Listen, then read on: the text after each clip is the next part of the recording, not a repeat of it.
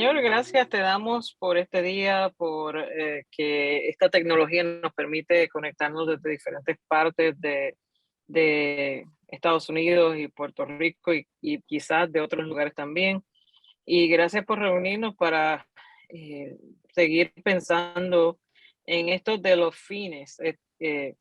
Los fines no son un final, sino que es el comienzo al llamado a la iglesia a seguir haciendo misión y a seguir haciendo la voluntad de Dios, lo cual significa que es importante entender esa voluntad, entender con profundidad ese amor para entonces poder vivir realmente lo que significa edificar el reinado de Dios en el mundo. Así que abre nuestros corazones y nuestras mentes para que podamos escuchar, para que podamos tener dudas, para que podamos hacer preguntas, para que nos sintamos refrescados y refrescadas por la misión de la iglesia e inspirados e inspiradas para seguir y echar para adelante. En el nombre de tu Hijo Jesús. Amén. Amén. Amén. Gracias, Marisa, muchas gracias. Y el día de hoy, la reverenda Carmen Rosario es quien va a introducirnos e irnos llevando a través del segundo fin, el gran fin de la iglesia. Carmen, adelante. Bueno, nada, primero que nada, muchas gracias por la oportunidad de... ¿Me oyen bien? Sí. La oportunidad de compartir con ustedes. Yo creo que casi todo el mundo me conoce, pero para los que no me conocen, soy pastora retirada, honorablemente retirada desde el año pasado, y después de 37 años de ministerio ordenado en la parroquia. Y durante todo este tiempo combiné mi ministerio también enseñando en la universidad, porque tengo el sombrero de profesora en el área de historia y estudios latinoamericanos. Y en la actualidad, pues soy la moderadora del Caucus Nacional Presbiteriano y también la moderadora electa del Comité de Abogacía Racial, de Equidad Racial de la Asamblea General de la Iglesia Presbiteriana. Pero sobre todo, pues soy una sierva de Dios al servicio de Dios y de ustedes. Voy a compartir la pantalla y quiero que este encuentro va a ser bastante interactivo. Yo voy a decir algunas cosas, yo voy a hacer algunas preguntas o comentarios para que podamos todos discutir. Así que déjeme decirle primero que este fin necesitaría como 5 clases para cada parte de este fin, porque realmente es sumamente abarcador. Así que voy a compartir la pantalla ahora con ustedes. Aquí está.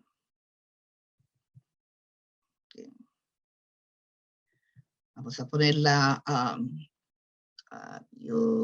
slideshow from beginning. Okay. Bien, vamos rapidito al tema que nos toca hoy. Quiero decir a la manera de corta introducción que los fines de la iglesia, la cuestión de los grandes fines de la iglesia, te preguntas, ¿qué son los grandes fines? ¿Dónde están? ¿Cómo han llegado a nosotros? Y yo asumo que casi todos sabemos que pertenecen, que están en el libro de orden, se encuentra en el libro de orden, pero sobre todo, importante que están en las bases de la iglesia y son una expresión teológica de quienes debemos ser como iglesia. O sea, nosotros le damos mucho énfasis a toda la cuestión legalista del libro de orden y sin embargo ignoramos a veces las bases teológicas y bíblicas que se encuentran en el libro de orden. Y los grandes fines nos llevan a mirar eso. Entonces, rápidamente, pues voy a saltar algunas cosas. Yo había preparado algo más y hablando con Rosa decidimos hacer otra cosita. Yo quiero mirar, que los vean todos aquí otra vez. Los grandes fines son la proclamación del Evangelio para la salvación de la humanidad, el amparo, la educación y la confraternidad espiritual de las criaturas de Dios, el mantenimiento de la adoración divina, la preservación de la verdad, la promoción de la justicia y la manifestación del reino de los cielos en el mundo. Si ustedes se fijan detenidamente en estos fines, van a notar quizás una diferencia entre los otros 5 y el segundo, que es el amparo, la educación y la confraternidad espiritual de la criatura de Dios. Bueno, piensen a ver si ustedes encuentran alguna diferencia entre la proclamación, el mantenimiento, la preservación, la promoción y la manifestación de el segundo, que es el amparo, la educación y la confraternidad espiritual de las criaturas de Dios. Así que el que vaya a decir, voy a compartir rápidamente. ¿Ven alguna diferencia o algo que les llame la atención? Que lo haga, que se fijen distinto a los demás. Yo soy maestra, así que me gusta que la gente participe. No me gusta decirlo todo. Carmen, yo veo una cosita y es que lo primero que me salta a la vista es que en este segundo punto, todo lo que se enfatiza es de hacer por las demás personas. En los otros verbos veo como cosas que nosotros que hacemos, nosotros y nosotras, ¿no? Pero el énfasis del segundo es hacer por el otro o la otra, por el bien de la humanidad. Exactamente, fíjense que este nos lleva a nosotros, nosotros es lo que la iglesia hace, así es. Eso no es mirarnos a nosotros, quiénes somos, lo que hacemos nosotros como iglesia internamente, y los demás es lo que estamos, yo proclamo, bla, bla, mantenimiento, pero este nos dice quiénes somos nosotros. Si yo sé el amparo, la educación, y a mí no me gusta la frase de la educación, a mí me gusta usar otra frase, pero esa fue la traducción la traducción en español. Es mirarnos a nosotros mismos y ver quiénes somos. ¿Quién soy yo como iglesia? Soy una iglesia que ampara, soy una iglesia que educa, soy una iglesia que tengo fraternidad espiritual, y eso nos lleva entonces a que nosotros podamos, si yo sé cómo yo soy, entonces yo puedo proclamar, yo puedo mantener la adoración divina, yo puedo preservar la verdad, podemos promocionar la justicia y en la manifestación del reino de Dios en el mundo. Así que nos habla del ser. Como yo soy adentro de la iglesia, puedo entonces proyectarme hacia afuera. Voy a saltar aquí rápidamente.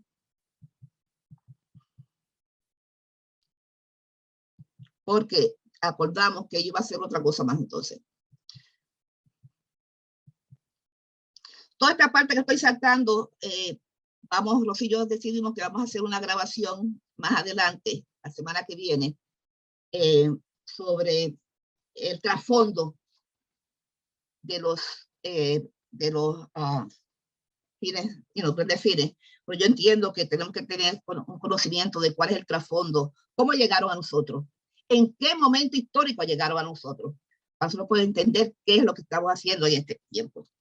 Pero bueno, vamos a empezar entonces por el amparo, la educación y la confraternidad de los hijos y las hijas de Dios. Yo le digo los hijos, las hijas de Dios, aunque en la traducción en español dice las criaturas de Dios.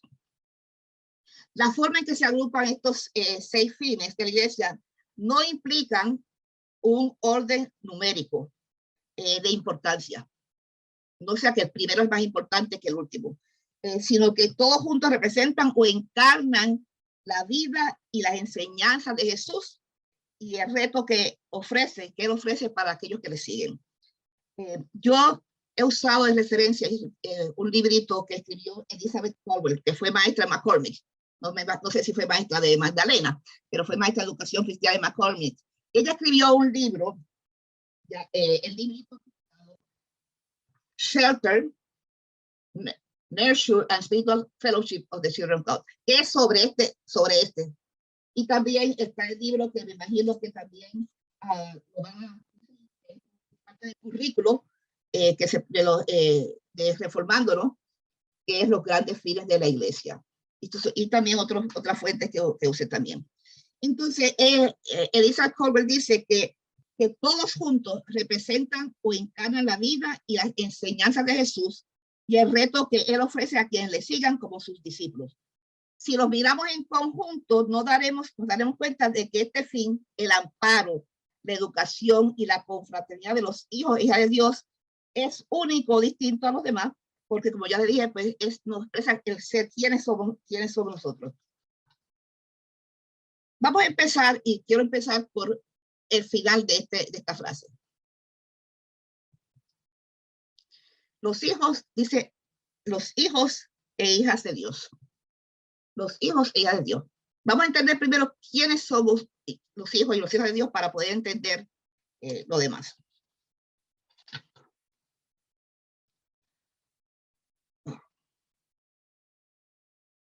Déjenme pasar rapidito porque se... Miren esta foto. Si a nosotros nos piden que presentemos una foto de nuestra congregación para una revista o de las fotos que ponemos todas las semanas en Facebook de la iglesia, ¿verdad? Casi siempre. El lunes usted empieza a ver las fotos de todas las iglesias, todo lo que pasó en las demás iglesias. Entonces siempre tratamos de poner una foto donde esté todo el mundo bien bonito, bien vestido, sonriendo, presentándonos como la congregación perfecta. ¿Sí? Tratamos de incluir a todo el mundo. Sin embargo, nosotros sabemos que en esa foto que está ahí, esta fue una foto de la iglesia de 7 años y medio como pastora interina, un día de resurrección. Todo el mundo con sus galas bien puestas, todo el mundo bien elegante.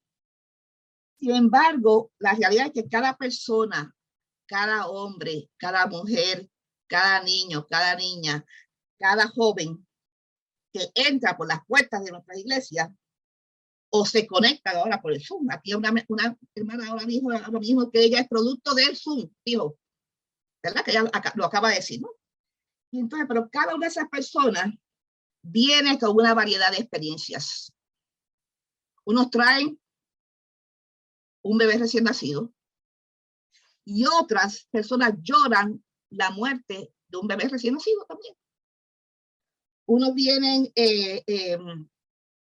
con problemas de diferentes, unos vienen con problemas de trabajo, unos vienen con una relación rota. O sea, hay diferentes situaciones en la vida de la iglesia. Ahora mismo, las personas que se conectan también por las pantallas y los teléfonos, la computadora, todo eso, vienen a la iglesia, no solamente al templo, sino a través de las pantallas para nutrirse, para educarse, para compañerismo espiritual, para buscar amparo a través de la participación en la vida y la misión de la iglesia. Como hijos e hijas de Dios hemos sido escogidos y llamados por Dios, y eso es sumamente importante. Ahora, paso rapidito. Si buscamos, vamos a leer juntos, si pueden leer la breve declaración, parte de la breve declaración del pueblo de Dios. Si todos la pueden leer juntos. Bueno, no pongan en el micrófono, pues se forma un revuelo. Así que mejor vamos. Dice, confiamos en Dios, a quien Jesús llamó Abba Padre. El amor soberano de Dios creó al mundo bueno e hizo a cada uno igualmente en la imagen de Dios, varón y hembra los creó, de todas razas y pueblos. Pero nos rebelamos contra Dios, nos escondemos de nuestro Creador, desconociendo los mandatos de Dios, violamos la imagen de Dios en otros y en nosotros mismos. Aceptamos las mentiras como verdad y al prójimo y la naturaleza. Y amenazamos de muerte al planeta confiando a nuestro cuidado. Merecemos la condenación de Dios. Sin embargo, Dios actúa con justicia y misericordia para redimir la creación. Con amor perdurable, el Dios de Abraham y Sara escogió a un pueblo del pacto para bendecir a familias de la tierra. Escuchando su clamor, Dios liberó a los hijos e hijas de Israel de la casa de servidumbre. Amándolos aún, Dios nos hace con Cristo herederos del pacto como madres resueltas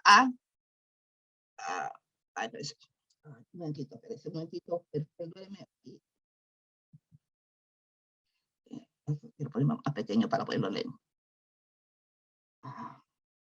Bueno. Abandonar al niño de pecho como padre que corre a dar al pródigo la bienvenida al hogar. Dios sigue siendo fiel. Vamos a ver en qué forma, ya que quiero la discusión con ustedes, en qué forma es que Dios, en relación nosotros con la humanidad, ¿cómo es descrita ahí la relación de Dios con nosotros? Y cómo esa relación declara, afirma qué somos acerca de Dios. Vamos a ver si podemos discutir un poquito. Con las formas en que Dios y la relación de Dios con la humanidad son descritas y cómo esta declaración de fe afirma lo que somos acerca de las hijas y hijos de Dios. Si alguien puede comentar sobre esto. ¿En qué forma?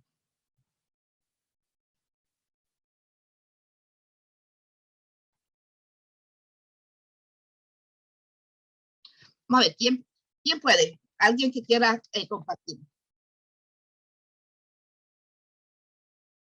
Cuando estábamos planificando esto, dijimos que queríamos que fuera algo interactivo, que no solamente fuera una cuestión de una conferencia, sino que fuera también algo interactivo. ¿Puede por favor repetir la pregunta? Ok. Vamos a discutir las formas en que Dios y la relación de Dios con la humanidad son descritas aquí en esta parte de nuestra breve declaración de fe. Y cómo esta declaración de fe afirma lo que somos acerca de ser hijos e hijas de Dios. ¿Qué nos dice ese parrafito? Eso está en nuestra declaración de breve declaración de fe, que está en nuestro libro, en la libre Confesiones. ¿Qué nos dice? Bueno, entonces si no hay quien pueda de momento dirigirse a esta pregunta, a mí me toca espiritualmente, especialmente en los últimos días, que uno toma el Abba Padre por concedido mecánicamente, pero no es hasta que le toca vivir un sufrimiento que entonces se despierta a mitad de la noche a orar y a decir, yo soy tu hijo, ayúdame, perdóname, llévame de la mano, dirígeme hoy, estoy aquí ante ti humildemente pidiendo perdón y quiero ser mejor ser humano para mi familia congregacional, para mi familia biológica, para mi hogar, para mi comunidad. Y esa batallita, yo creo que yo solamente no la tengo como hijo de Dios, pero me toca a mí hablar de mí y no de las hijas e hijos de Dios. Sé que en nuestras iglesias existimos, a veces nos volvemos farisaicos, fariseos y fariseas de alguna manera cuando nos apartamos de Dios porque nos gusta hacer nuestra propia voluntad, porque ese no es lo que verdaderamente yo quería hacer, pero eso es lo que Dios quiere hacer y a veces no encontramos el consenso porque no me gusta fulano de tal, porque aquel ya habla más bonito, este habla menos bonito, aquel ya está más educado, este cree que tiene poder en la Asamblea General o está... Hay un montón de cosas y dinámicas pasando que la gente no las discute y la tapa con una oración. Y entonces es ahí donde creo que está hablando que cuando nos desviamos, esto es una forma que yo me desvío a veces de esto y no creo que verdaderamente estamos llamados, cuando no denunciamos a la hermana o al hermano, no personalmente a ellos, sino lo que se ha hecho, se atrasa otra vez lo que Dios quiere para el cuerpo corporal de la iglesia, porque estamos siendo cómplices de una maldad y de algo feo que se cometió en la iglesia. Entonces yo trato de no ser parte de eso, pecar menos, porque no voy a ser ninguna vez perfecto. ¿Alguien más que tiene algún comentario? José Manuel tiene su mano levantada. Oh, perdón, José Manuel. Sí, yo quería comentar simplemente, ¿verdad? Volviendo a la pregunta de cómo en este párrafo se manifiesta el asunto de nuestra realidad como hijas e hijos de Dios. La breve declaración de fe es tan y tan y tan poderosa y hermosa. O sea, cada una de las líneas que tiene ahí es un mundo teológico. Pero de ese parrafito a mí me llama muchísimo la atención y me cautiva y me conmociona la última oración. Porque más que poner el énfasis en quién soy yo como hijo, hija o hija de Dios, pone el énfasis en Dios en su cuidado parental. Y para el año en que eso finalmente se publicó, que fue en 1991, me parece a mí que estaba sumamente poderoso que utilizara dos figuras de género, no solamente una. Y son tan y tan y tan profundas y poderosas que en sí misma cada una de ellas es un sermón. Como madre resuelta, o sea, decidida a no abandonar a su niño de pecho, y como padre que corre a dar al pródigo la bienvenida al hogar, Dios sigue siendo aún fiel. Es decir, lo que me define a mí como hijo, hija o hija de Dios, no soy yo, es Dios. Dios como padre, Dios como madre, Dios como gestor, Dios como el que nos nutre, el que nos alimenta, el que nos lleva de la mano, el que de vez en cuando nos da un jaloncito de oreja para enderezarnos, el que está cuando nos reímos y el que se sienta a llorar cuando estamos tristes y desolados. Para mí eso es lo que me define a mí como hijo de Dios, es Dios como mi madre, como mi padre, como mi cuidador. Y de nuevo, esa expresión de la breve declaración de fe es poderosísima y es cautivadora. Amén. Marisa. Unido a eso, y lo estoy pensando por las cuestiones que se están hablando ahora con lo que está pasando en Estados Unidos y aquí en Puerto Rico sobre el derecho a la vida o pro vida o todo ese tipo de cosas, las relaciones que hay, las relaciones parentales per se.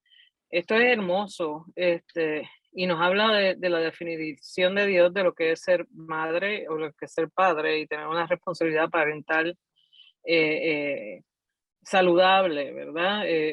Pero es importante que nosotros entendamos todas las ramificaciones que tiene que Dios sea padre, madre o persona que da cuidado parental, porque en la medida en que nosotros entendemos y nosotras entendemos eso, pues entonces eso tiene un impacto en la manera en que nosotros y nosotras, o sea, que todo el mundo se responsabiliza cuando tiene que dar cuidado parental. Y lo digo así porque yo no soy madre, pero he tenido la experiencia de tener que dar cuidado parental en algunos aspectos también.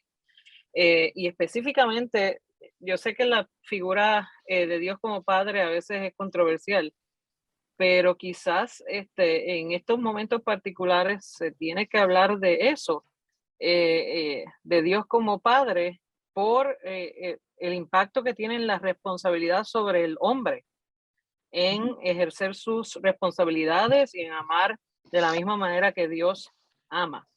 Y lo digo así porque pues en todos estos, y quizás estoy siendo un poco controversial y lo siento, pero todo este debate recae mucho sobre la decisión de la mujer, pero la mujer y el hombre son parte esencial para que se haya esa vida. Así que no solamente es la mujer la que toma decisiones, es el hombre también. Y si el hombre no mira a Dios como su ejemplo de ser padre, pues entonces hay serios problemas. Y eso fue lo que me estaba mirando a Abba Padre todo el tiempo. Así que me estuvo interesante pensar en ese contexto. Bien, ¿alguien más? Fíjense que somos esos hijos e hijas de Dios con todas nuestras virtudes, con nuestros problemas, con nuestras faltas, pero estamos seguros de que ese padre, madre, que es Dios, nos recibe y de tal manera que nos amamanta cuando estamos en mala situación, cuando tenemos que venir ante ese Padre, Madre Dios, como dijo, a presentar nuestro mal comportamiento, como me siento, reconociendo lo que hemos hecho, sabiendo que tenemos ahí a un Dios que nos recibe, porque Él somos escogidos por Dios. Ahora, ¿cómo nosotros? Perdonen, pero yo no soy muy ducha en la tecnología, así que me perdonan. Si ustedes piensan, no me tienen que decir ahora, pero mi intento con este encuentro es llevarlos a pensar. Si ustedes lleven en sus mentes estas preguntas. Se me ha ido todo esto, miren, perdonen, pero realmente, okay.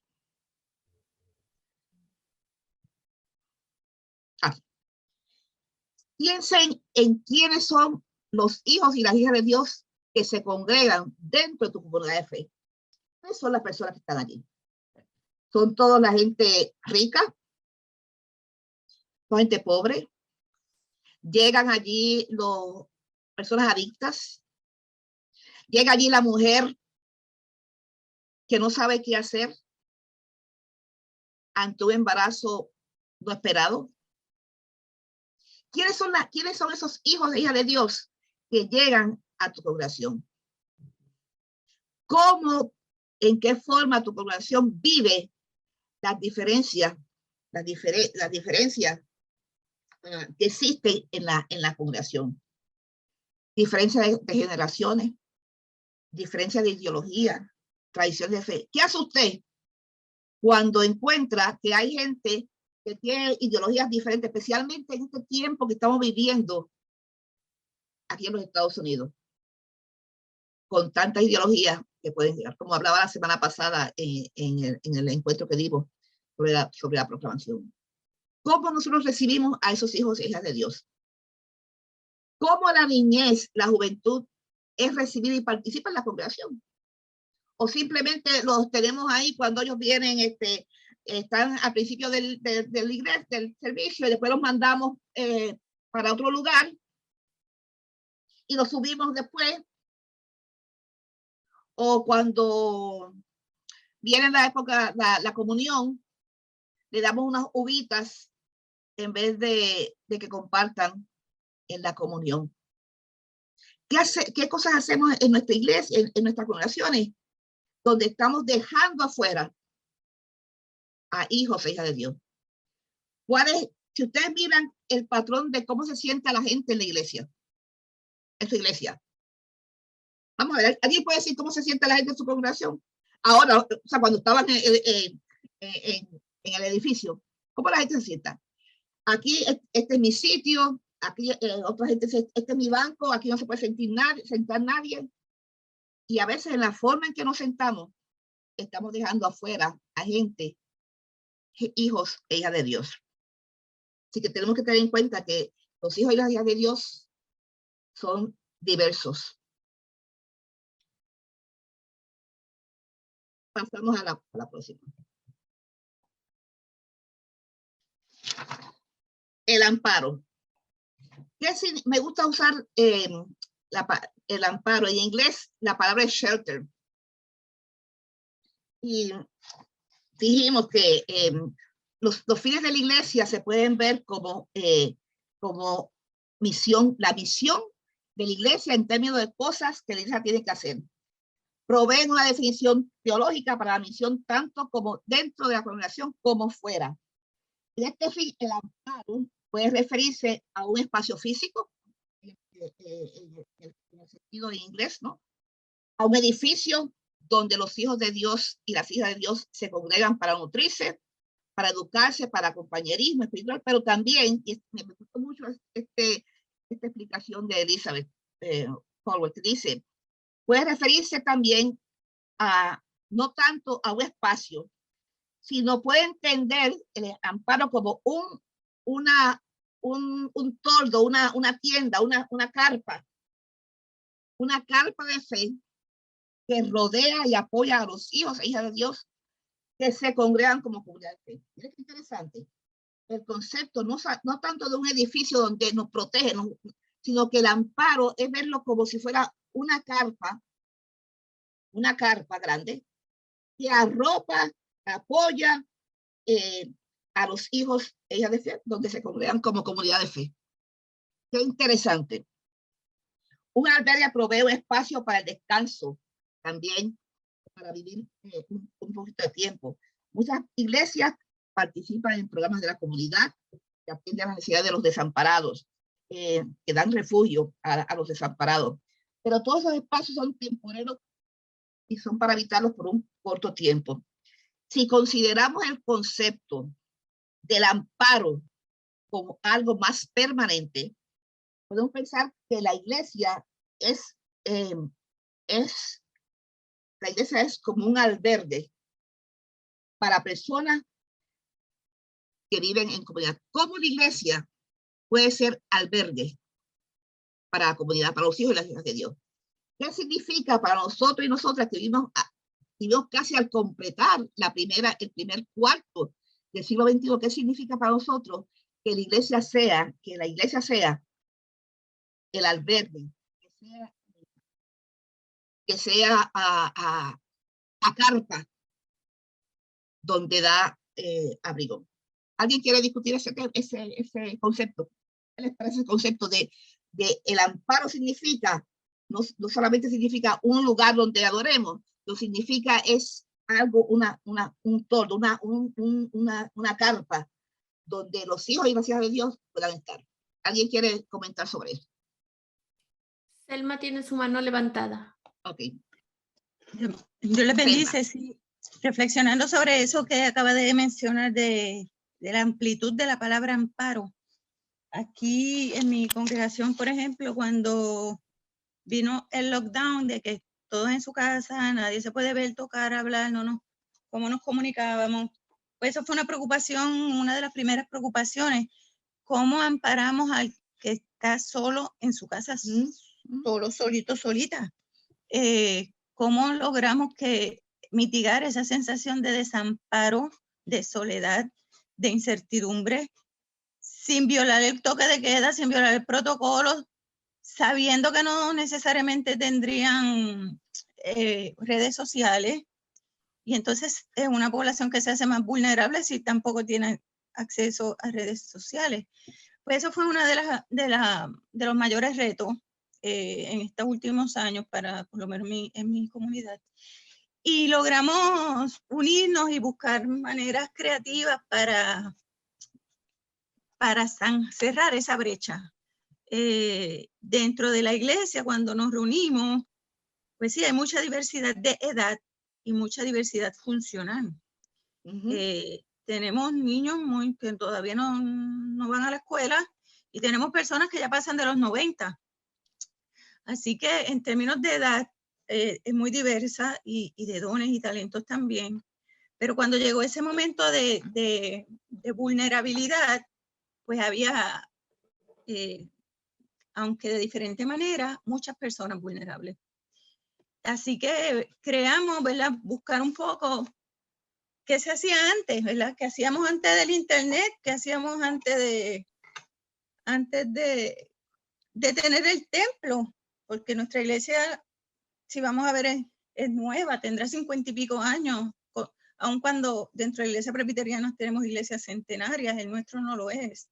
Así que antes de tener el templo, cómo nos congregábamos y cómo éramos iglesia, cómo nos amparábamos. Pues eso fue parte de lo que tratamos de hacer, en lo que nos enfocamos y que gracias a Dios pues logramos mantenernos funcionando como iglesia durante todo este tiempo. Amén. Mirna, creo que Mirna tiene la mano levantada. Gracias, Sí, hermana. estoy por aquí, sí. Yo pensando en el amparo, ¿verdad? Y pensando en la iglesia, siempre he pensado que la iglesia tiene que ser algo más que predicar la palabra, que es sumamente importante, y evangelizar y llevar el mensaje.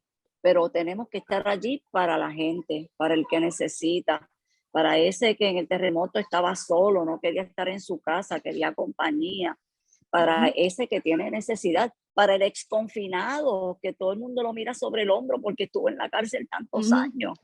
Tenemos que estar allí y esa es nuestra realidad acá, ¿verdad? En una zona sumamente rural, pero es la realidad que vivimos todos los días. Amén. Gracias, Mirna. Margarita. Sí, buenos días y buenas tardes. Yo creo que las crisis de alguna manera es como una sacudida que Dios nos da.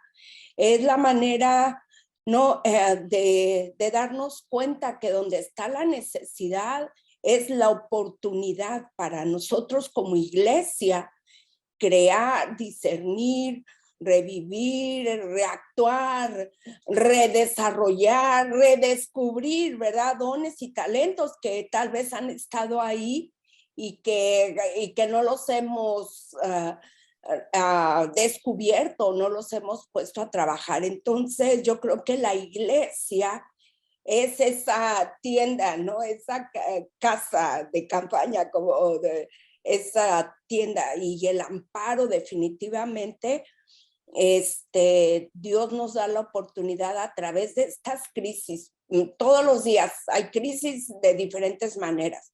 Y ahora mismo, muchas familias que están batallando porque están criando a sus hijos, solamente el papá o solamente la mamá. ¿Cómo como iglesia podemos en esas crisis tomar la oportunidad para mostrar el amparo de Dios y la cobertura de Dios para hacer apoyo a las familias y a nuestras comunidades? Así es que sí, realmente las crisis de alguna manera Dios nos las da y nos sacude, pero no para sentarnos, sino para tomarlas como oportunidad. Bien, bien. Fíjense, volvemos otra vez a la breve declaración de fe. Dice, confiamos en Jesucristo, plenamente humano, plenamente Dios.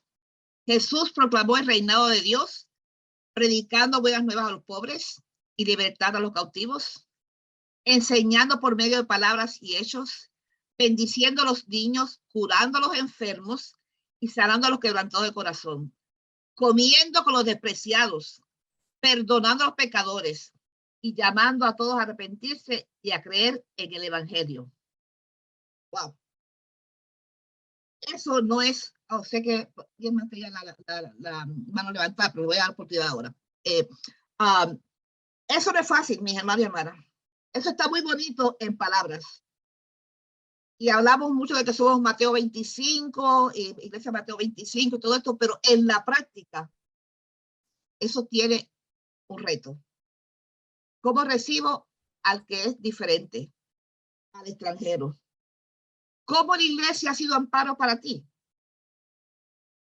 Y la breve declaración de fe nos dice que confiamos en Jesucristo, quien hizo todas esas cosas.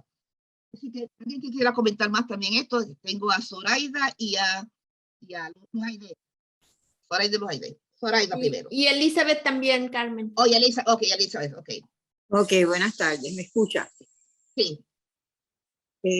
Referente a esta definición muy bonita, que toca mucho de el amparo como un toldo, una carpa de fe, me hace pensar en movilidad, porque no es lo mismo un edificio fijo que una carpa que la puedes mover, ¿verdad? Que la puedes acercar más a la gente.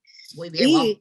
Y me hace pensar que muchas veces nosotros, actuando de buena fe, ¿verdad? Porque no actuamos con otro propósito, pero nos equivocamos. Queremos acercarnos a la comunidad que nos rodea. Muchas veces tenemos iglesias, como alguna que yo pastoreé, que están en comunidades de mucha necesidad y mucha pobreza, y crean un recelo hacia las iglesias. No están dispuestas a entrar a ese edificio. Pero si movemos la carpa y vamos donde ellos, es diferente. Y evangelizamos y le damos testimonio de que los amparamos, de que queremos procurar su bienestar. Y quizás ellos no se sientan que lo que queremos es atraparlos y traerlos a la iglesia. Que nos movamos que tengamos esa movilidad, ese toldo, esa carpa para abrazar y alcanzar a todos sin pretender que ellos respondan llegando a nuestra iglesia. Si llegan, pues gloria a Dios, aleluya, qué bueno.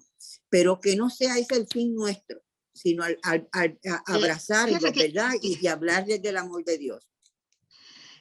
Soraya, qué interesante ese concepto, lo había pensado. En la carpa se mueve, mover la carpa. Los que son aquí de Puerto Rico, bueno, yo siempre recuerdo, bueno, ustedes son más joven que yo, pero recordamos, había un pastor, cuando yo era niña, reverendo Vidot, que tenía una carpa, se hablaba de la carpa de Vidot, porque iban a diferentes lugares. Qué hermoso concepto ese de mover la carpa. Sí, yo quisiera quizás traer otra perspectiva, porque pienso que cuando hablamos de las criaturas de Dios, no podemos mirar hacia afuera. Criaturas de Dios somos todas y todos los que estamos aquí. Y que llegamos a una comunidad llenas de todas nuestras luchas, nuestros anhelos, nuestros sueños, nuestras dudas, nuestros dolores.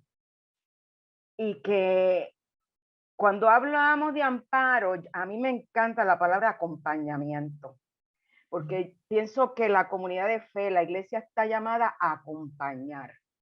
Y mirándonos primeramente nosotras y nosotros con todas esas cosas que tenemos, porque somos humanos y nuestra humanidad pues es real, no la podemos dejar atrás.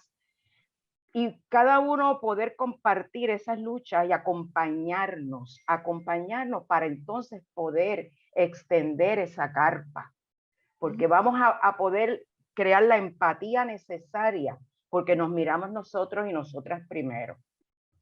Y es importante eso, porque como dijimos al principio, este fin que dice amparo, nos miramos a nosotros mismos. ¿Cómo somos nosotros mismos para poder salir también afuera? Osvaldo. Tiene Sí, buena. Para mí que eso nos invita a que seamos empáticos y solidarios. Y en muchas ocasiones se nos hace difícil identificarnos con el dolor de las personas porque no estamos viviendo lo que ellos viven en el momento. Y aunque lo decimos entender, no es hasta que pasamos por una situación parecida y estamos nosotros quebrantados de corazón también que entendemos que es lo que realmente nos invita el Señor a hacer. Y creo que en muchas ocasiones la iglesia se le ha olvidado que tiene que ponerse en los zapatos de los demás para poder ser esa mano de ayuda que realmente estamos llamados a hacer, de bendición y de cuidar así a las criaturas de Dios. Bien, gracias, hermano. ¿Alguien más quiere comentar? Elizabeth y después Magdalena. Ok. Sí, lo que quería comentar ahorita fue que nosotros somos iglesia. Somos el cuerpo de Cristo Jesús. No solamente en el templo, sino en todas las partes que estemos. Y si vemos a un hermano que cae o que está a punto de caer, pues orientarlo, abrazarlo, visitarlo. Si lo vemos en la calle, darle algunas palmaditas en el hombro, decirle lo mucho que lo amamos, lo mucho que nos hace falta, que lo amamos y que Él es parte de nosotros y que es parte de la familia de Cristo Jesús, porque allí está el amor. Y nosotros tenemos que ser siempre como Cristo Jesús lo fue cuando estuvo aquí en la tierra. Brindar siempre el amor, no importa dónde y no importa cómo. Eso, mi hermana. Gracias. Muy bien, gracias. Muy bien, Magdalena. Carmen, quería decirte que me encanta el uso de la palabra amparo para traducir el concepto shelter.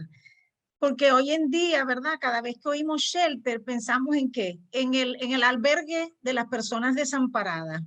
Y el término amparo es tan rico y estaba pensando y reflexionando que ese amparo incluye el amparar la opinión diferente. Y eso es algo en lo que tenemos que trabajar, ¿verdad? Porque estamos cada vez más conscientes de que hay una diversidad de opiniones en nuestras comunidades, en nuestras bancas, entre las distintas congregaciones que somos hermanas, y tenemos que trabajar esto del amparo de la opinión ajena y con respeto, ¿no? Y con diálogo. Gracias por usar la palabra amparo. Y es sumamente importante, fíjense que es la forma que lo presenta, ¿no? El amparo es ese concepto de esa tienda, de ese toldo de fe, porque es ahí donde venimos como somos, con todas esas diferencias, con todos esos diferentes puntos de vista, con nuestro dolor, con nuestra alegría, es como venimos ahí. Y entonces es por eso que nosotros podemos hacer como Jesucristo dice, predicar las buenas nuevas a los pobres, liberando a los cautivos, enseñando por medio de la palabra, bendiciendo, a niños, curando a los enfermos y sanando a los quebrantados de corazón, comiendo con los despreciados, perdonando a los pecadores y llamando a arrepentimiento, a todos arrepentirse y creer en el Evangelio. Tremenda, ahí resumen todo lo que ustedes han estado diciendo, en la aceptación de las diferentes personas, los diferentes problemas, todo está resumido en ese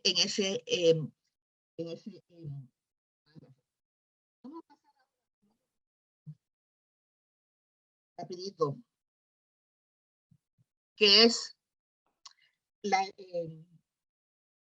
educación. Déjame ver si esto veo. Yeah. Número 20. Okay, la educación. En español dice, en la versión español del libro orden dice la educación. En inglés dice nurture. A mí me gusta más el término nurture que el término educación.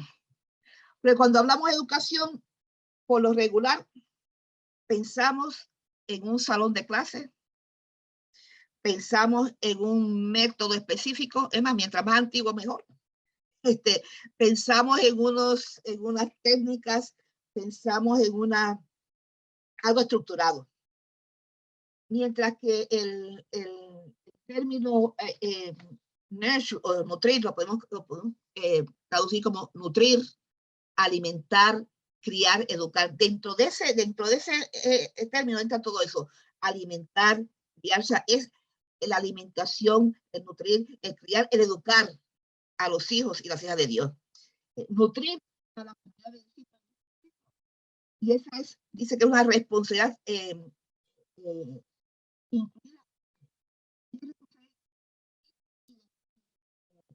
El libro de orden nos dice que el consistorio tiene la responsabilidad de nutrir a la comunidad de discípulos y discípulos de Cristo.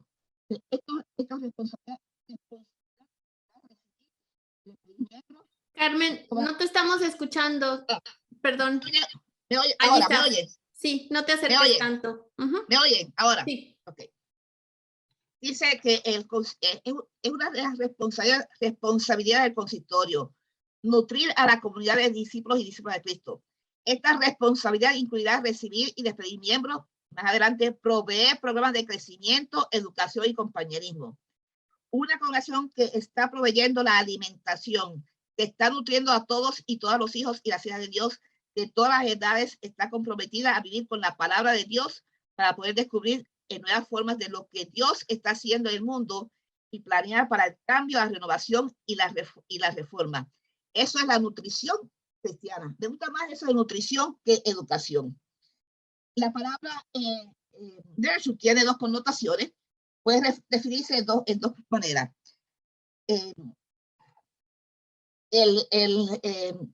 nutrimiento, o sea, la que da nutrimiento, o la actividad de entrenar o criar. Está dentro de ese concepto. Quienes escribieron los grandes fines de la iglesia incluyeron la educación, la alimentación, la crianza de los hijos y las hijas de Dios como prioridad de la iglesia. Usamos el término de educación cristiana para definir la actividad o el proceso de alimentar, nutrir a los hijos e hijas de Dios. La educación cristiana ha sido una de las prioridades de la iglesia presbiteriana a través de la historia. Ahora bien, vamos a ver, yo quiero que hablemos un poquito más de esto, porque tradicionalmente, ¿qué es la educación cristiana en las iglesias? Vamos a ver, tradicionalmente. Vamos a ver, ¿alguien puede compartir? ¿Cuál es el programa de educación cristiana? ¿Alguien puede compartir? ¿Cuál es el programa de educación cristiana en su iglesia? ¿Alguien quisiera compartir? Hay gente que lo han quitado las manos levantadas, así que no sé quiénes son las que quieren compartir ahora.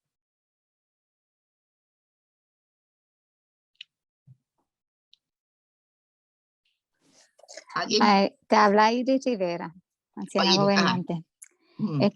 En realidad, ahora mismo la educación cristiana no en todas las iglesias se está viendo porque se dan las escuelas bíblicas dominicales. Mas, sin embargo, con esta pandemia se ha tenido que reducir, ¿verdad? esa manera de llevar esa educación. Y dentro de la educación, yo entiendo que debemos de llevar ese SG 3.021, ¿verdad? De nutrir a esas congregaciones y enseñarles lo que es la iglesia, la misión y el libro de orden, las confesiones y todas esas cosas, que no se está dando como en antes, ¿verdad? Decíamos acá en Puerto Rico, en antes se daba. ¿Alguien más? Fíjese, una de mis frustraciones como pastora ha sido lo difícil que era tener un programa de educación cristiana. Y porque las iglesias, congregaciones casi siempre quieren, y todavía en esta época, tener un programa de educación cristiana tradicional. Todavía quieren tener un superintendente de escuelas dominical. Todavía hay iglesias que tienen una clase para damas y otra para caballeros. O sea, una serie de cosas que realmente en este mundo en que estamos viviendo no están llevando a nutrir a los miembros de la iglesia. Voy a ponerle una cita aquí, la voy a leer. Dice, meramente enseñando contenido acerca de la fe, el modelo reinante de la educación cristiana hasta la última generación, no va a hacer el trabajo. Más bien usted necesitará introducir a las gentes a la narrativa básica de las escrituras, las disciplinas espirituales de oración y adoración y la forma de vida cristiana. Formación tiene que tomar el lugar de educación como nuestro modelo de nutrimiento cristiano. ¿Qué diferencia hay entre educación y formación? ¿Qué diferencia hay entre educación y formación? Vamos a ver si quieres.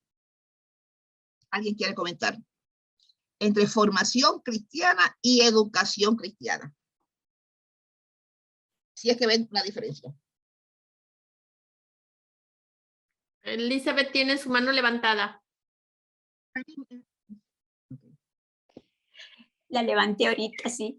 Era para decir que la parte educativa o la parte nutricional, como dice la reverenda, es imperativo en toda iglesia, porque es la formación de la persona a través de la santísima palabra de Dios.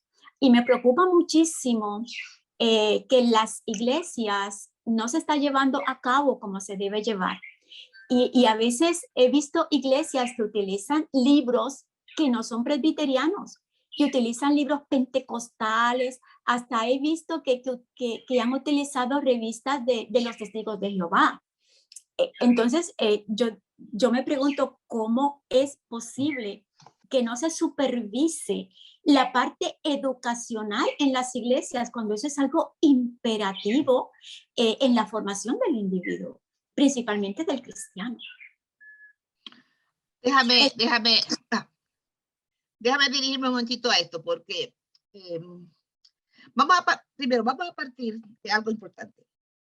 En nuestras iglesias presbiterianas, en la actualidad, gran parte, o decir, la mayoría de las personas que están en nuestras iglesias no vienen de una tradición presbiteriana. Eso no quiere decir que no sean parte de la iglesia. Quiere decir que la realidad es que cómo nosotros ayudamos a la formación cristiana dentro de una comunidad diversa. ¿Okay? Lo segundo es que, personalmente, no es solamente, yo no creo que es solamente tener una clase, como dije, dominical a tal hora, es más allá, es mucho más, va más allá. Sí, es una responsabilidad muy grande y por eso es una responsabilidad del consistorio. El programa, el currículo, currículo, los libros, los materiales que se usan, y yo sé que Marisa por ahí tiene mucha información sobre eso, porque Marisa constantemente nos está recordando de todos los materiales que hay disponibles, aún en español, para que nos ayuden a la formación cristiana. Pero vuelvo y les repito, yo quiero, si alguien puede explicar, abundar un poquito entre la diferencia, o si usted ve alguna diferencia entre formación cristiana y educación cristiana. Alguien más que si tuviera la... Te voy a pedir que cuando ustedes terminen de hablar, si pueden bajar su mano para saber si es que está, si está, quiere hablar de nuevo otra vez, si quiere hablar, porque si no, nos confundimos. Así que no sé si las personas que tienen las manos levantadas quieren hacer un comentario sobre este punto. Si no van a hacer un comentario, pueden bajarla para yo darles la oportunidad. O sea, veo a Marisa y después a Carlos, creo, ¿verdad? Marisa. Mientras tanto, Carmen, también Rubén Ortiz en el chat nos puso: la educación cristiana es todo lo que la congregación realiza para vivir y formar los estilos de vida del reino de Dios. Amén. Bien. Formación, el concepto de formación. Muy bien. Marisa y después Carlos. De hecho, eso era lo que iba a comentar, hablar sobre el comentario de Rubén, que lo que sucede en la iglesia es lo más ínfimo en cuanto a la formación cristiana, porque de hecho estaba leyendo un artículo el otro día en donde una iglesia, para dar la clase de escuela bíblica de los párvulos, invitó a los papás y a las mamás a que estuviesen en la clase, precisamente porque tenían que no solamente educar a los párvulos, sino también educar a papá y a mamá para que pudiesen seguir la formación cristiana en el hogar. Exacto. Porque, o sea, nosotros tenemos y nosotras tenemos que admitir que en la iglesia lo que sucede es lo más ínfimo de tiempo. Con una hora, media hora, no da para educar, pero no para formar, si lo quieres decir de esa manera. Y que tenemos que trabajar con nuestra gente, con nuestra familia, para darle las herramientas que ellas necesitan para entonces fomentar la vida cristiana, la disciplina de fe, más allá de las cuatro paredes de la iglesia, en la familia, y que toda nuestra gente, desde el más pequeño, o sea, desde quien tiene menos edad, quien tiene más edad, pueda vivir su vida mirando la vida a través de los ojos de la fe. Esa es la única manera de nutrir. Si tú comes nada más que el domingo 30 minutos, te vas a morir de hambre. Así que la nutrición tiene que suceder todos los días y en todo momento. Exacto. Y ese es el concepto de formación, va más allá de una mera clase. Por eso es que completamente el concepto de formación. Carlos. Relaciono la palabra educación con el saber, la palabra formación con el ser. La palabra educación la relaciono con la teoría y la formación la relaciono más con la práctica, con la vivencia. Así como la palabra educación la relaciono con conocimiento de contenido bíblico o doctrinal, y la formación con la vida cristiana. Hermano, y eso es fundamental, y ese es el concepto que más amplio que debemos de tener. Ese nutrimiento, esa alimentación, no es tanto en términos de métodos o contenido, como decía, sino en términos de formarnos para la vida.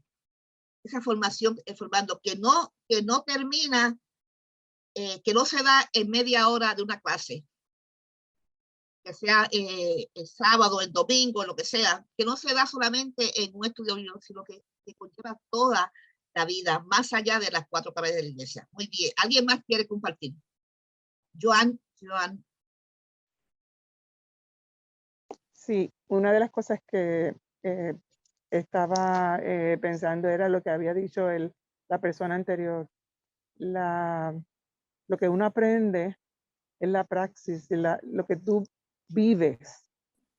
Si tú, lo que tú aprendes, lo vives, lo pones en práctica, es la mejor nutrición que nosotros podemos tener espiritualmente y físicamente para poder estar preparados para lo que venga. Venga dificultad, venga muerte, venga divorcio, venga, en realidad ese nutrición es la que nos ayuda para prepararnos para la vida. Y muchas veces en nuestra vida espiritual no nos da lo que dice el pastor, que no nos da 30 minutos para poder inculcar el conocimiento ni la madurez para ese enfrentamiento de vida, que muchas veces se logra cuando ocurren las cosas. Por ejemplo, ahora la pandemia nos ha hecho ver la importancia del otro. Nos ha hecho ver utilizar otras fuentes para comunicarnos, para vernos, para abrazarnos, aunque sea ¿verdad? Virtualmente. Pero yo creo que una de las enseñanzas más grandes que a mí me enseñó esta pandemia es eso, utilizar el teléfono, utilizar los medios, utilizar los chats, utilizar para sentir esa cercanía que no nos había podido permitir, ¿verdad? Las circunstancias. Pero esa madurez espiritual también nos ayudó a poder aprender de tecnología, aprender que esa enseñanza de que juntos es que podemos, solos no podemos hacer. Muy bien. ¿Verdad? Con la ayuda del Espíritu Santo de Dios. Amén. Muy bien, vamos a seguir rápido porque se me está acabando el tiempo. Cosas que hay que considerar. ¿Para qué educamos en la fe? ¿Cuáles son nuestras esperanzas para la niñez y la juventud mientras van desarrollándose? ¿Cómo queremos que conozcan, valoren, experimenten la vida cristiana? Todo eso es parte de los adultos, ¿no? Todas esas son preguntas que presentan retos para la congregación y la congregación debe de dirigirse a ellos. ¿En qué forma tu congregación prepara a la gente para oír la palabra de Dios? ¿En qué forma tu congregación apoya a la gente en sus actividades personales y comunitarias para que defendan y actúen la palabra de Dios al mundo? Como lo presentó Marisa hace un rato, ¿no? ¿Cuáles son las oportunidades para formación cristiana de adultos en tu contexto? Porque a veces pensamos que la educación cristiana es solamente para los niños, ¿no? Y no pensamos que la formación cristiana es para toda la vida de la iglesia. Voy a saltar ya a la última, porque ya sé que se me fue el tiempo, que es la formación, el compañerismo espiritual. Estos días yo estaba buscando, quería buscar algún sitio donde uno ir para un retiro, esos retiros personales que uno va 2 o 3 días y está con un director espiritual. Y para sorpresa mía, la mayoría de los que vi eran diferentes tipos de acercamientos espirituales, no necesariamente desde el punto de vista cristiano. Y tenemos hoy en día la espiritualidad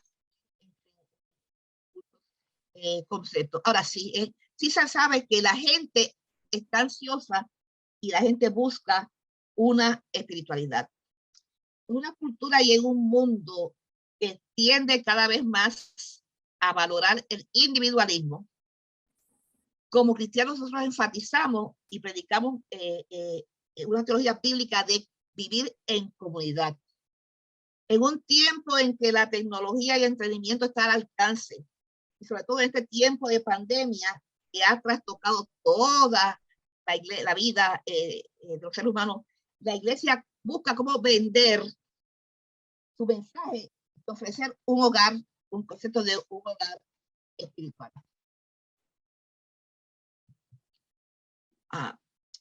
La confraternidad espiritual de los hijos e hijas de Dios, reconocer las expresiones implícitas y explícitas donde quiera que la gente de Dios se reúne. ¿Cuáles son implicaciones que tiene de las personas que se reúnen?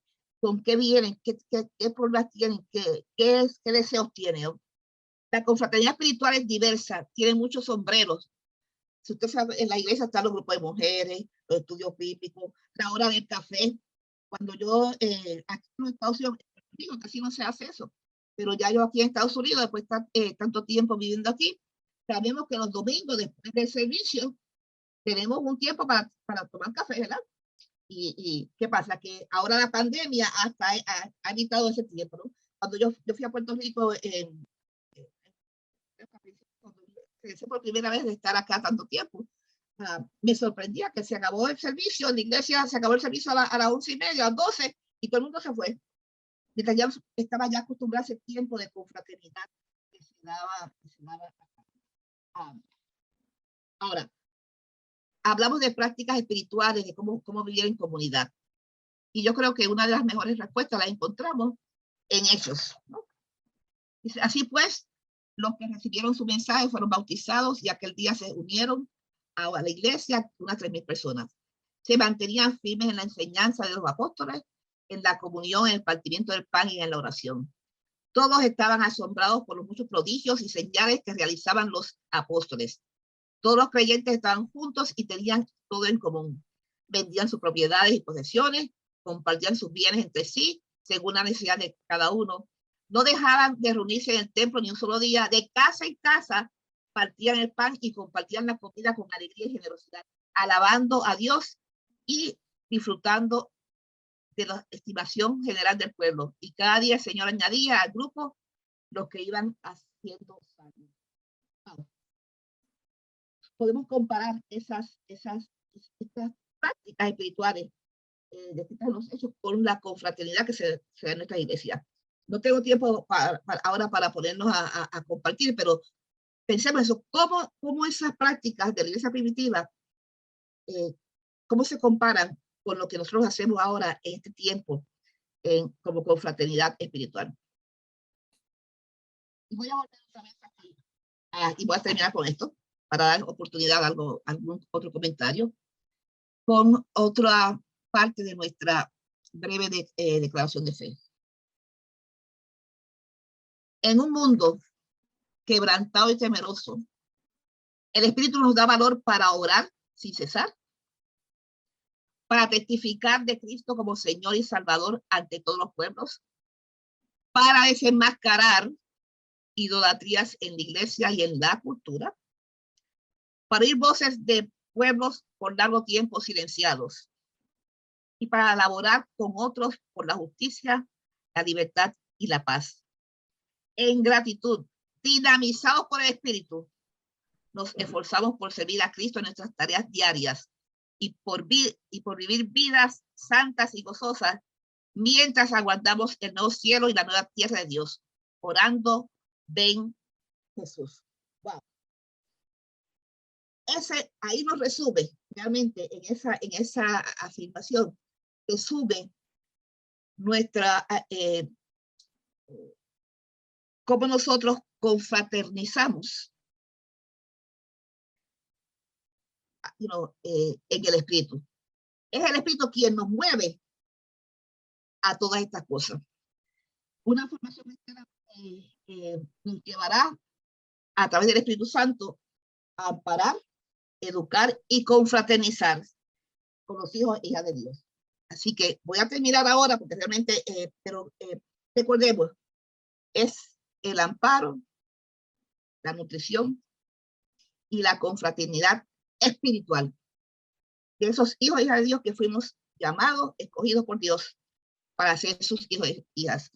Y es realmente, si somos así como iglesia, una vez que terminamos como iglesia, como congregación, como somos, entonces nosotros podemos salir a proclamar, a adorar, a compartir que es la verdad, a trabajar por la justicia social y el reino de los cielos. Así que voy a dejar de compartir ahora. Si Rosa, te lo entrego a ti ahora.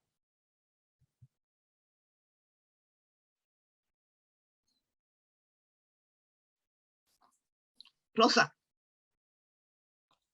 ¿Alguna otra pregunta? Zoraida, ¿te quedaste con la mano levantada o tienes algún comentario? Disculpa, no. No bajo de la manita. Ok. ¿Y Carlos? Perdón. Muy bien. Pero aprovecho para comentar que no sé en el original como dice lo que se ha traducido como criaturas de Dios en el libro de orden en español. Pero a mí me gusta la idea de criaturas de Dios en el sentido que me hace pensar en la creación como un todo. Relaciono la palabra criaturas con creador, con ese creador que nos creó a nosotros, sus hijos y sus hijas, y creó a la humanidad plena y a todo ser viviente. Y me facilita ese término criaturas de Dios, me facilita relacionar los fines de la iglesia con tener en cuenta esa naturaleza que en la breve confesión de fe dice que hemos violentado. Así que en ese sentido, criaturas de Dios me es mucho más abarcador y relaciono la creación plena con el concepto amparo de las criaturas de Dios, de todo lo que ha sido creado por Dios. Cuando me estaba preparando para eso, busqué realmente, tengo por ahí como un montón de definiciones de lo que es criatura, hijos e hijas. Y el original en inglés dice children, no dice children, que se traduce como hijos e hijas. O sea, yo pienso que a veces busqué, decía, la criatura se relaciona más con pequeño, ¿no? Una persona pequeña, una criatura. Yo pensé, pero es que somos hijos e hijas desde que nacemos hasta que morimos. Ese aspecto somos hijos e hijas de Dios en todo tiempo. Pero sí, busqué, claro, no tenía tiempo para discutir sobre esto, de qué verdaderamente ese concepto, criatura o criatura. Y la diferencia, criatura. Y viene de lo mismo, ¿no? O sea, podríamos estar aquí la tarde entera, pero yo sí busqué, y de hecho se lo comenté a Willy, y dije, caramba, ¿cómo? No sé si se dice santo criatura o hijos e hijas de Dios, porque se da esa dinámica que tú hablas de la creación, que somos creados, pero también somos hijos e hijas, en ese sentido de esa y es una buena dinámica. Por eso le dije, una clase de una hora no es suficiente para desmenuzar este fin que es tan amplio, que tiene tantas dimensiones. Magdalena creo que tenía la mano. Magdalena tiene su mano levantada. Sí, gracias, Carmen. Qué interesante porque lo que tú acabas de mencionar, ¿no? Que la palabra criatura la asociamos muchas veces en español con algo pequeño. Los niños, ¿no? Recién nacidos, ¿no? Bebés, son criaturas.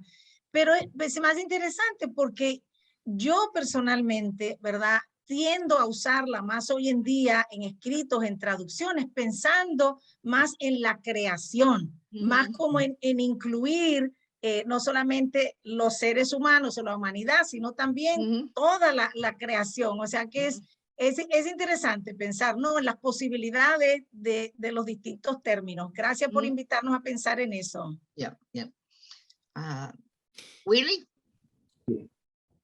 Gracias por la oportunidad. Primero tengo que, no objetivamente, sino honradamente ante Dios, felicitar a la reverenda profesora Carmen M. Rosario por una excelente preparación y la dinámica educativa que nos envuelve sabiamente en este tema tan importante.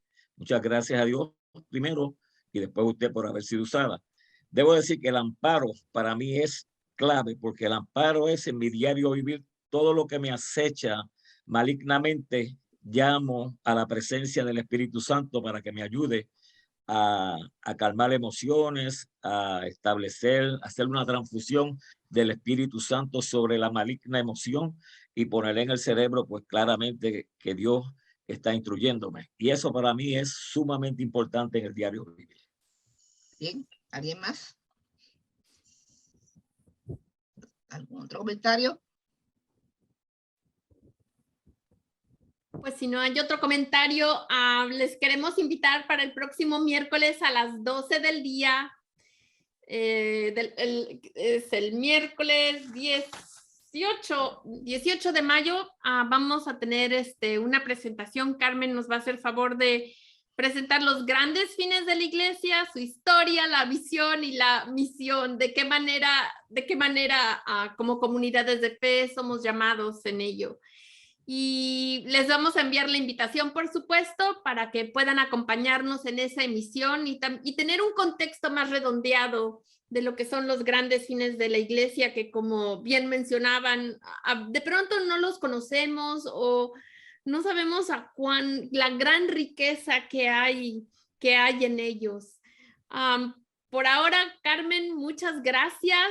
Como dice Willy, hacemos eco de sus palabras por invitarnos yo lo que pienso es que nos has invitado a discernir en oración desde la gracia que hemos recibido de Dios para construir estos espacios seguros, y los hemos construido físicamente, pero también hemos construido en línea en estos espacios que sean espacios hospitalarios, que cultiven y formen en la fe, que sean inclusivos, que afirmen la diversidad, que formen en los valores del reino para la vida, que, como bien han dicho, es muy diferente que educar, formar. La invitación es a ampliar la voz de lo que hoy hemos aprendido, lo que hemos reflexionado, y tomemos este desafío. ¿Qué es el amparo? ¿Qué es la educación? ¿Qué es la formación para la vida? ¿Cómo acompañamos espiritualmente para responder a la necesidad de las personas? Lleven estas preguntas a sus comunidades de fe, no se queden con ellas. Este espacio busca que podamos continuar en estas reflexiones, pero también que ampliemos la voz de tal manera que podamos seguir este llamado de Dios para revitalizar o reorientar esta visión de ser iglesia desde el corazón de Dios en esta realidad en la que vivimos. Que Dios les bendiga. Dios mediante, nos vemos el próximo martes a las 12 del día y el miércoles también con los grandes fines de la iglesia. Bendiciones. Bendiciones para todos. A todos. Buenas tardes.